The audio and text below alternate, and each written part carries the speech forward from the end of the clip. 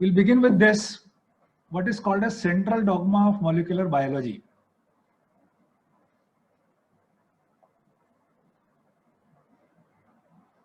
Now, this central dogma of molecular biology, it was postulated back in 1953 by the celebrated scientist F.S.C. Crick of the Watson and Crick fame. In 1953, he postulated, means he hypothesized, that the flow of information is from DNA to RNA and then to protein. That flow of information is unidirectional. It flows from DNA to RNA, and from RNA, the information flows down to protein.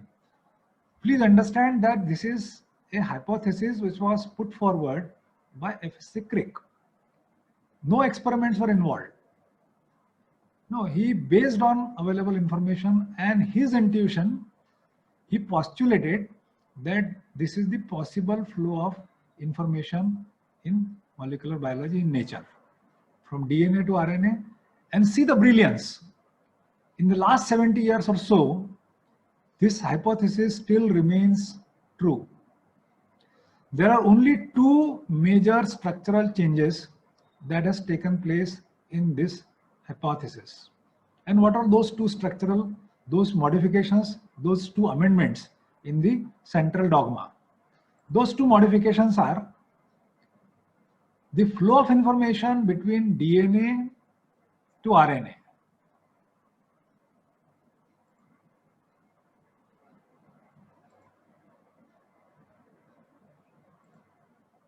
Flow of information between DNA and RNA is bidirectional. Originally, Crick said that the flow of information is unidirectional, but now after 70 years, we come to know that flow of information between DNA and RNA means almost half route, the flow of information can be bidirectional also. And the second change that has taken place is that from RNA to protein, originally it said RNA to protein. Now the second change that has taken place is that it is not protein, but it is RNA to polypeptide. Now what is the difference? So now you know, being in third semester, that there are oligomeric proteins. Proteins which are made up of more than one polypeptide. One good example of oligomeric protein is hemoglobin. So we know that hemoglobin, it is made up of 2 alpha chains and 2 beta chains. And these two chains, two types of chains, they are coded by 2 different genes. Had entire hemoglobin, means 2 alpha chain and 2 beta chains, been coded by just one gene, then that particular hypothesis, that means RNA to protein, would have been true. But since the different polypeptides of an oligomeric protein are coded by different genes, the second amendment has to be brought in, that is RNA to polypeptide. That means one gene codes for a polypeptide. That polypeptide by itself can be a complete protein, or that polypeptide can be a part of a protein. I hope you are getting what I am saying. I am repeating it once again. The first major structural change that has taken place in the central dogma is that the flow of information between DNA to RNA is bidirectional, as indicated by this, what you can say, arrows on both the direction.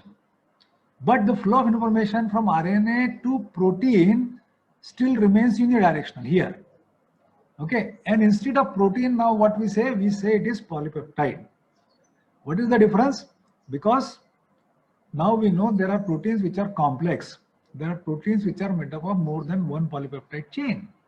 Okay, and each polypeptide chain, each type of polypeptide chain is coded by a different gene. So a gene codes for a polypeptide chain. That polypeptide chain can be a complete protein, or that polypeptide chain can be a part of a protein. So because of the discovery of oligomeric proteins, this second change has to be brought in the central dogma. So please understand the brilliance of F.S.C. Crick that without doing any experiment, he postulated back in 1953 what is the flow of information in molecular biology, and that particular hypothesis still holds true to a large extent. Why we have this bidirectional flow of information between DNA and RNA? What happened in between? Actually, RNA viruses were discovered. One good example of RNA virus is HIV, human immunodeficiency virus, AIDS virus. These viruses, they have an enzyme called reverse transcriptase. They have RNA instead of DNA in their genome. And that reverse transcriptase, it is capable of synthesizing DNA from RNA. Reverse transcriptase, it is a RNA dependent DNA polymerase.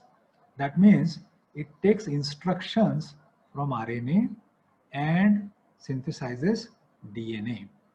So with the discovery of reverse transcriptase, we have to make this second amendment, or rather first amendment, that the flow of information between DNA and RNA is bidirectional. Otherwise, the entire central dogma, the rest of the central dogma still holds true as it is.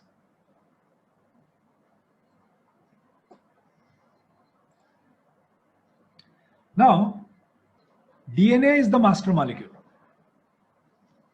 DNA has been chosen as the chief, as the main genetic material, and therefore it is the master molecule. And if it has been chosen by choice, by the nature, to be the master molecule, obviously this DNA has to be really sturdy. Okay, because any damage to DNA will have serious consequences, not only to the organism, but to the coming generations also. Therefore, organisms cannot afford to even partially lose or partial loss of the DNA or damage to the DNA. Now, if you see the structure of DNA and RNA, you will obviously see this also in lectures to come. They are very close. Structurally, there is not much of a difference. But RNA is very delicate. RNA is a very fragile molecule. Whereas DNA, by choice, is very sturdy. So what is responsible? Why, in spite of being structurally so close, DNA is very sturdy and RNA is very fragile or delicate?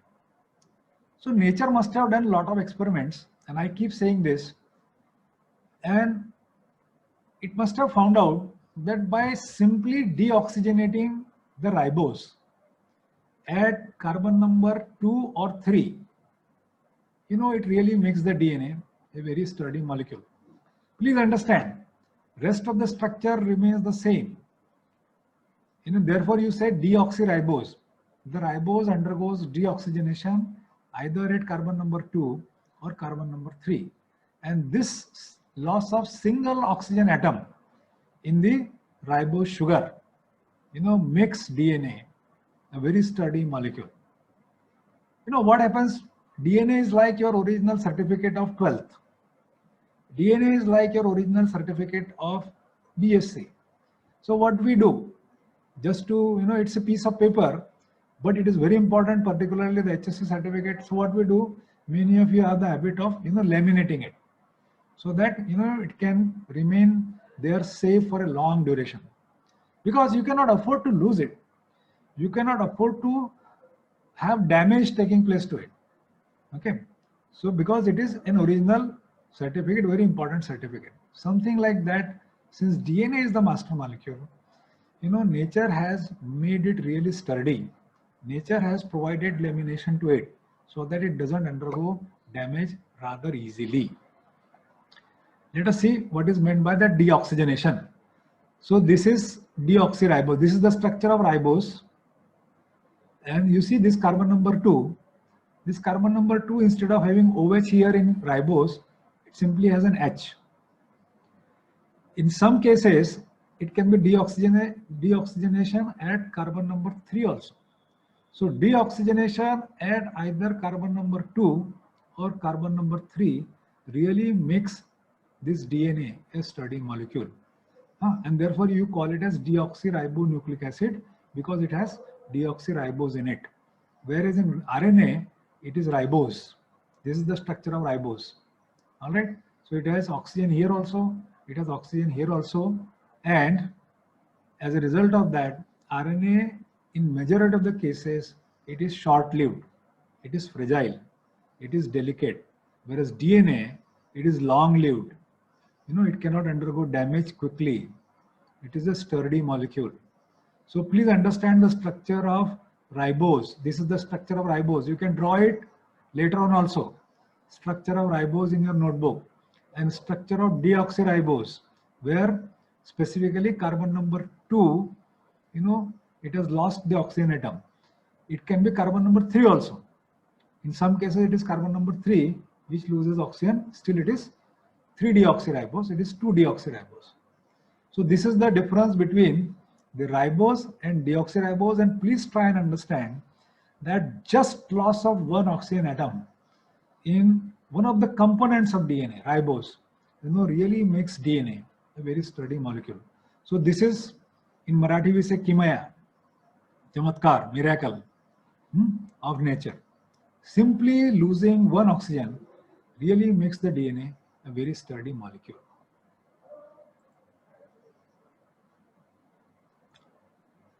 Now, replication, it has been defined over here.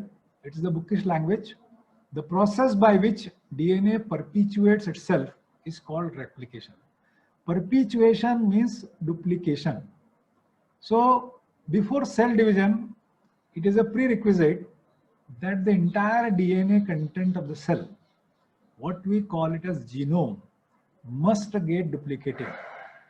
It is the prerequisite. Without that, cell cannot undergo division. So before the cell division, the entire DNA content of the cell, we call it as genome, must be duplicated. And this is called as replication. The process by which DNA gets duplicated is called as replication. Now, who catalyzes this particular reaction? It is catalyzed by a group of enzymes. All of them are called as DNA polymerases. They are called as DNA polymerases. So we have understood, we have studied enzymes. So we know enzymes are very faithful. We know enzymes catalyze the reactions very honestly, very accurately, very precisely. Their catalytic power is very high. You know, they catalyze the reaction and they increase the rate of reaction manyfold, almost 1,000,000 times. Okay. So DNA polymerases are also enzymes. So that means they also have all these characteristics. They catalyze the reaction very honestly, very faithfully. They increase the rate of reaction manyfold, and all those characteristics of enzymes are shown by DNA polymerases. But since they are dealing with the master molecule, you know, they are catalyzing the duplication of the master molecule, we have just understood. These DNA polymerases, in short, they are called as DNA pols. We'll be referring to them as DNA pols. So these DNA polymerases have a unique characteristic. Please understand, besides the regular features of the enzymes, nature has bestowed them with some additional features. And what is that additional features? That they have an error correcting, that means proofreading activity. This is an additional feature. This is not there in all the enzymes. Only limited few enzymes, they have this particular feature. And DNA polymerases is one of them. That they scan what they have synthesized.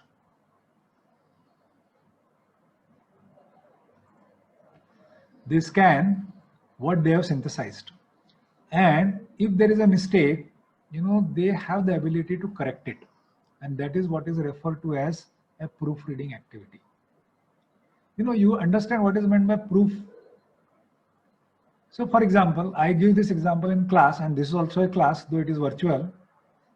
So, we have these marriage invitation cards where all details are given, the name of the bride, the name of the bridegroom, right?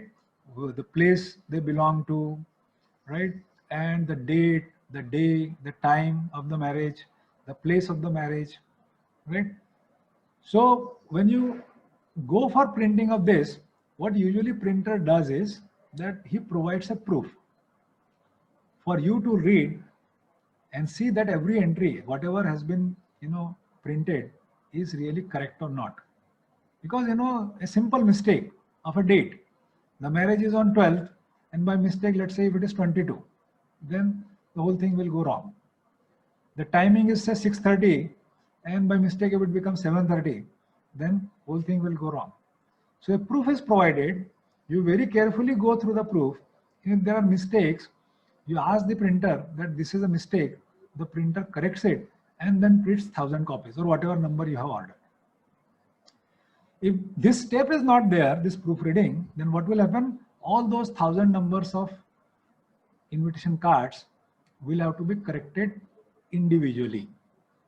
So this proofreading is a feature by which DNA polymerase, they go back, they scan as to whatever they have synthesized, whatever nucleotide they have added to the newly synthesized DNA chain, whether it is correct or not.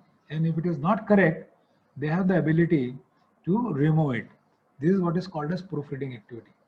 And as a result of this particular feature in DNA polymerases, the fidelity of the process, fidelity means the precision of the process, the error rate of the process, decreases, it becomes almost zero, very, very less.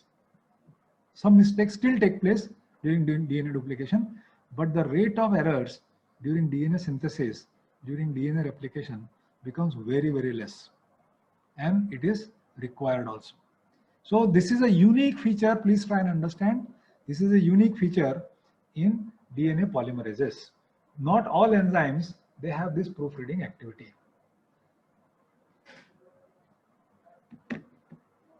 Right? Now the second thing is called as transcription. Synthesis of RNA from DNA is called as transcription. It is catalyzed by an enzyme called RNA polymerase. In prokaryote, there is one enzyme, whereas in eukaryotes, you have more than one enzymes. And therefore, I use the word enzyme into bracket S. So it is catalyzed by enzymes RNA polymerases. These RNA polymerases, what do? They take instructions from DNA and synthesize RNA.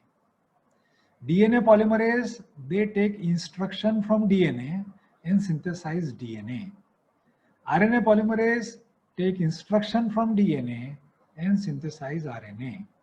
And reverse transcriptase, it takes instruction from RNA and synthesizes DNA. Three things. I am repeating once again. DNA polymerase, they take instruction from DNA and synthesize DNA. Therefore, they are also called as DNA-dependent DNA polymerase. RNA polymerase, they take instruction from RNA and synthesize. They take instruction from DNA and synthesize RNA. Okay. And reverse transcriptase, it takes instruction from RNA and synthesizes DNA. What does it mean? It means it is a RNA-dependent DNA polymerase. Now they synthesize RNA. Should they have proofreading activity? RNA is also a nucleic acid. And the answer is no. I told you earlier that that particular feature, that feature of proofreading, it is not there in all the enzymes. Now, RNA anyway is a copy of DNA. RNA anyway is a copy of DNA. DNA is your original. Okay, so what you have done is your original mark sheet, HSC certificate, you have laminated it. But do you laminate the photocopy of that also? And the answer is no. Because if the damage takes place to the photocopy, you can always make a fresh copy from the original. RNA is a photocopy of DNA. So therefore, RNA is neither a very sturdy molecule, nor by the process by which it is synthesized, that enzyme has proofreading activity. What does it mean? It means though enzymes, they catalyze, they do their job very faithfully, but some errors are always going to be there. You can afford to have errors taking place in RNA. I'm repeating, you can afford to have errors taking place during RNA synthesis or in the RNA molecule. What is the answer for that? If there are errors in the RNA, the organism can always tear it off and synthesize a fresh copy. RNA is a photocopy. So because RNA polymerases do not have a proofreading activity, obviously the error rate is going to be high. Please understand, when I say high, that means errors are not going to take place every now and then. Please remember, enzymes, they catalyze reactions, they do their job very faithfully. But inherently, some errors are always going to be there. The time scale is very big. Some errors are always going to be there. So error rate is relatively higher in RNA synthesis relative to what? Relative to DNA synthesis. DNA synthesis, the error rate is minimum. There are hardly any errors, right? But in case of RNA synthesis, the error rate is relatively high. I mentioned, being a photocopy of DNA, another copy can always be synthesized as long as original DNA is intact.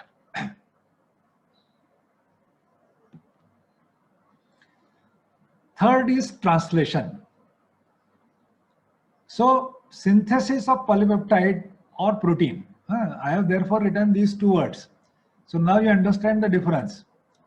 A protein can be a single polypeptide, or a protein can be made up of more than one polypeptide also. 2 polypeptides, 3 polypeptides, 4 polypeptides. You call them as subunits also. For example, hemoglobin, very easy to understand. It's a protein which is made up of 4 polypeptides. There are 2 alpha subunits and there are 2 beta subunits. So therefore, synthesis of polypeptide or a complete protein, if that single polypeptide itself is a protein, then you can say protein. Synthesis of polypeptide or protein from RNA is called as translation. Right? Of these 3 processes, replication, transcription, and translation, this translation is most complex. And what is the reason?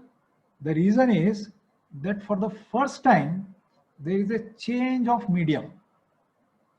The language changes. We are switching over from the language of nucleotides to the language of amino acids. And therefore, it has been very correctly, the process has been termed as translation. English alphabet is getting translated to either a Hindi or Marathi alphabet. So there is a change of medium. The language is changing for the first time. See what happened during replication. During replication, you synthesize nucleic acid from nucleic acid, DNA from DNA. What happened during transcription? We synthesized RNA from DNA, again nucleic acid to nucleic acid.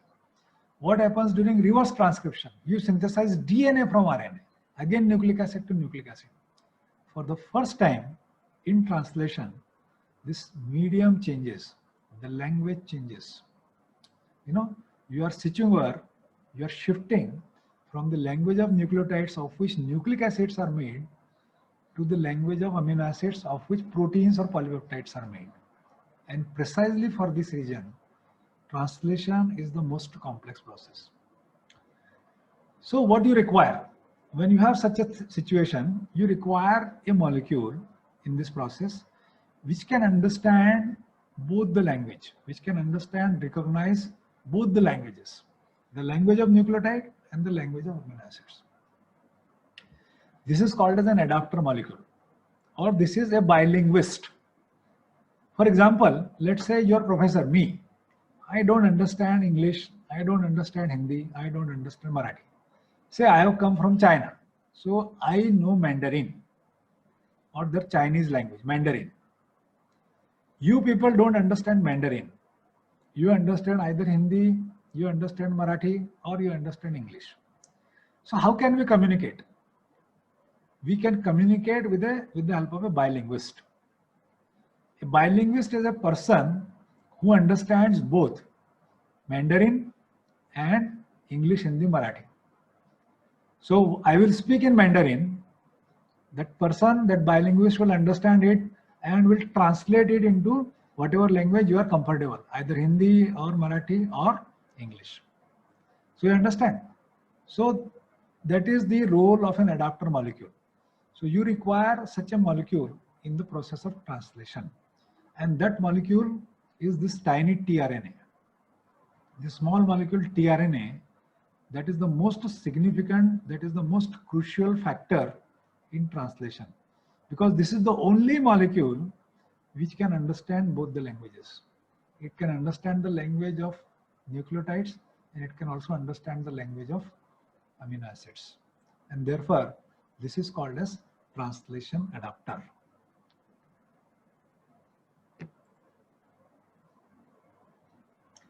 Now, in nature, peptide bond formation during protein biosynthesis was found to be thermodynamically unfavorable.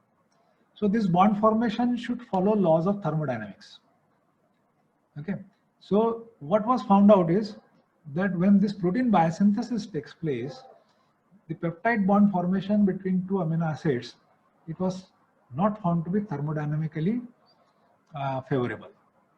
So then nature has to overcome this particular difficulty. So this bottleneck was overcome by pre-activating the amino acids. So amino acids which participate in protein biosynthesis, they just do not participate like this.